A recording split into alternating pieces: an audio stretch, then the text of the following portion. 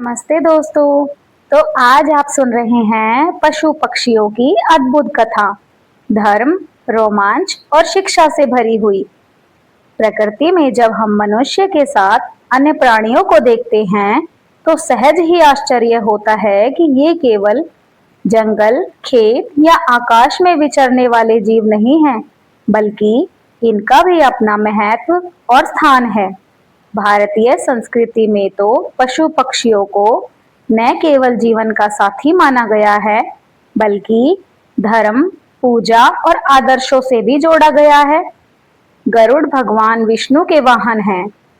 हंस सरस्वती माता का वाहन, शेर दुर्गा माता का वाहन और बैल नंदी भगवान शिव का प्रिय है।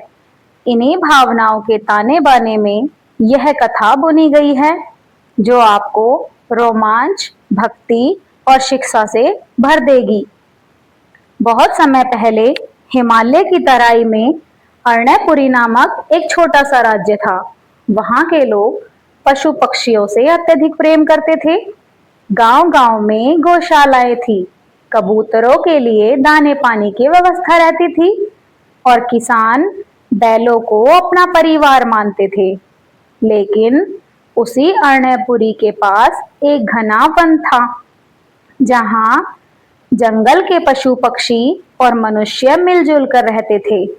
वहां एक विशेष सभा होती थी जिसे वन सभा कहा जाता था। इस वन सभा में शेर, हाथी, मोर, हंस, बंदर, कौवा, सर्प और कई तरह के जीव हर पूर्णिमा को एकत्रित होते थे। उनका मानना था कि भगवान ने सबको एक ही धरती पर समान रूप से भेजा है, अतः सबको मिलजुल कर रहना चाहिए। एक दिन सभा में गरुड़ आए। उनके पंख सूर्य जैसे चमक रहे थे। उन्होंने घोषणा की, भाइयों, इस पृथ्वी पर जब तक परस्पर द्वेष रहेगा, तब तक शांति नहीं आएगी। हम सबको एक दूसरे की रक्षा करनी होगी। यह सुनकर नागराज बोले, गरुड़, तुम्हारे और हमारे बीच तो जन्मों से बैर है। तुम हमें भोजन समझते हो और हम तुमसे भयभीत रहते हैं। फिर यह मेल कैसे संभव है? गरुड़ मुस्कुराए, धर्म का यही आदेश है कि शत्रुता को मित्रता में बदला जाए। यदि तुम संकल्प करो कि तुम निर्दोष मनुष्यों और पशुओं को नहीं डसोगे, तो मैं भी प्रण करता हूं कि बिना कारण नागों का भक्षण नहीं करूंगा। सभा ने इस तरह की प्रतिज्ञा ली। इसी बीच सभा में एक चंचल वानर कूदता हुआ आया। उसका नाम था कपिमित्र। वह शरारतों के लिए प्रसिद्ध था।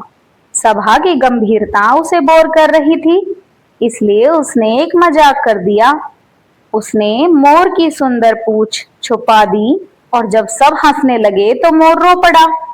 मोर ने कहा, मेरी पूंछ ही तो मेरी शोभा है। यह मुझे ईश्वर का वरदान है। इसे छुपाकर तुमने मेरा हृदय दुखाया है। वन सभा में सब मौन हो गए। तब हंस ने कहा, कपिमित्र, हंसी मजाक तभी तक उचित है जब तक उसमें किसी का अपमान न हो। दूसरों का सम्मान करना ही धर्म है। वानर को अपनी गलती का एहसास हुआ और उसने मोर से क्षमा मांगी। वनसभा के राजा सिंह थे। वे बहुत वीर थे, लेकिन अहंकार रहित। एक बार एक शिकारी जंगल में आया। उसने अपने जाल में हिरनी और उसके बच्चे को फंसा लिया। हिरनी विलाप करने लगी। सिंह को यह समाचार मिला। उन्होंने तुरंत अपने तेज कदमों से शिकारी को रोक लिया और गरजते हुए कहा, हे मनुष्य, तुम्हें अपनी भूख मिटाने का अधिकार है, परंतु माँ बच्चे को अलग करने का अधिकार किसी को नहीं। यदि शिकार करना ही है तो मुझे मारो। शिकारी सिंह के साहस और धर्म परायणता से कांप गया। उसने हिरनी को मुक्त कर दिया। तब सिंह ने उसे समझाया, मनुष्य और पशु दोनों को जीने का समान अधिकार है। धर्म यही है कि हम सबका संतुलन बनाए रखें। वन सभा ने निर्णय लिया कि सभी पशु पक्षी मिलकर तीर्थ यात्रा करेंगे। वे गंगा के तट पर जाएंगे और वहां मिलकर यज्ञ करेंगे। यात्रा आरंभ हुई। हंस सबसे आगे उड़ते, तोते मधुर मंत्र बोलते, बंदर शाखा शाखा झूलते, हाथी सबको मार्ग दिखाता और शेर सबकी रक्षा करता। यात्रा में अनेक संकट आए। कहीं नदी की तेज धार ने सबको डुबाने की कोशिश की। तब मगरमच्छ ने सबको पीठ पर बिठाकर नदी पार करवाई। कहीं ऊंचे पहाड़ आए, तब गिद्ध ने छोटे पक्षियों को अपने पंखों पर बिठाकर पार कराया। कहीं रात को घोर अंधकार हुआ, तब जुगनुओं ने प्रकाश किया। इस प्रकार सब मिलकर गंगा के तट पर पहुंचे। गंगा तट पर सबने मिलकर यज्ञ किया।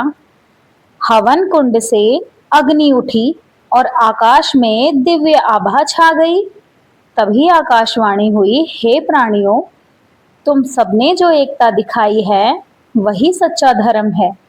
मनुष्य यदि तुमसे सीख ले तो पृथ्वी पर स्वर्ग उतर सकता है। मत भूलो कि हर जीव में परमात्मा का अंश है। सब प्राणी भाव विभोर हो गए। यज्ञ समाप्त हुआ ही था कि अचानक एक दैत्य वहां प्रकट हुआ। उसका नाम था कालपाश। वह बोला, तुम्हारी यह एकता ही मेरे लिए संकट है। यदि मनुष्य और पशु मिल गए तो मेरा आतंक समाप्त हो जाएगा।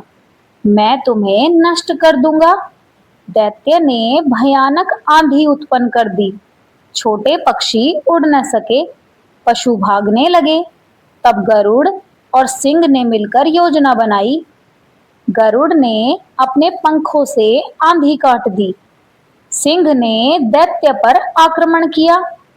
हाथी ने अपनी सूंड से उसे पटक दिया। वानर ने उसकी आंखों में धूल झोंक दी। सर्पों ने उसके पैरों को लपेट दिया। अंततः सब मिलकर दैत्य को परास्त कर सके। वन सभा ने उस दिन प्रतिज्ञा की, कोई प्राणी व्यर्थ हिंसा नहीं करेगा। कमजोर की रक्षा करना ही बलवान का धर्म है। सबका जीवन समान रूप से मूल्यवान है। मनुष्य को भी यही सीख दी जाएगी।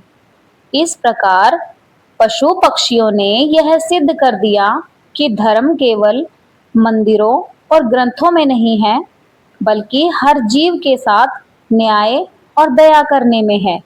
यदि मनुष्य पशु पक्षियों से यह सीख ले कि एकता, करुणा और संतुलन ही जीवन का सार है, तो संसार वास्तव में सुखमय हो सकता है।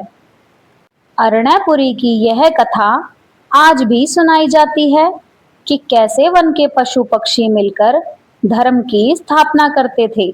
जब जब संकट आया, उन्होंने एक दूसरे का साथ दिया और यह प्रमाणित किया कि धर्म केवल मनुष्य का नहीं, सब प्राणियों का है। तो दोस्तों, आज की यह कहानी आपको कैसी लगी? कृपया हमें कमेंट में ज़रूर बताइएगा। और अगर यह कहानी आपको अच्छी लगी हो तो हमारे चैनल को प्लीज़ लाइक कीजिए, शेयर कीजिए एंड सब्सक्राइब कीजिए। धन्यवाद।